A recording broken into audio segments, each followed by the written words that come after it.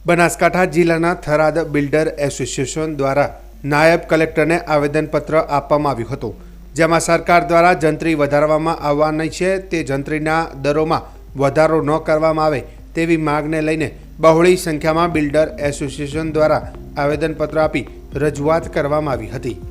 Tharad builder association દ્વારા આવેદનપત્ર આપી રજૂઆત કરતા જણાવ્યું હતું કે હમણે થોડાક સમય પહેલા સરકાર દ્વારા આગામી સમયમાં જંત્રીના ભાવમાં વધારો કરવાનું જાહેર કર્યું છે। આ જંત્રીના ભાવમાં વધારો ન કરવામાં આવે તે માટે થરાદના જમીન માર્કેટ એસોસિએશનના તમામ સભ્યો દ્વારા નાયબ કલેક્ટરને રજૂઆત કરી હતી। 2 વર્ષ અગાઉ પણ જંત્રીના ભાવમાં વધારો કરવામાં આવ્યો હતો, તેના લીધે પણ બહુ મુશ્કેલીનો સામનો સામાન્ય નાગરિક અને બિલ્ડરોને કરવો પડ્યો હતો।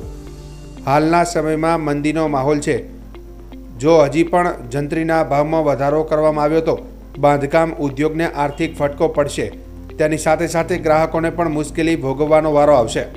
નવી જંત્રીને લીધે નવી શરતની જમીન બિનખેતી કરવા માટે ભરવું પડતું પ્રીમિયમનો બોજો વધશે। દસ્તાવેજો માટે ભરવા માટેની સ્ટેમ્પ ડ્યુટી વધારો તેમજ જીએસટીની રકમમાં પણ વધારો થાય।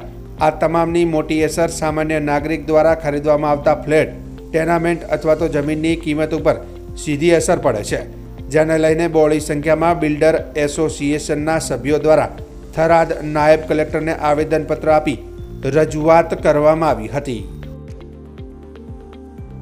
આજે થરાદ નાયબ કલેક્ટરશ્રીને અમે આવેદનપત્ર આપ્યું છે। થરાદની અંદર નહીં પણ આખા ગુજરાતની અંદર જંત્રીમાં અનાપ શનાપ જે વધારો થયો છે અને કોઈપણ જાતનું પ્રોપર સર્વે કરાયા વગર આડેધડ ભાવ લખવામાં આવ્યા છે।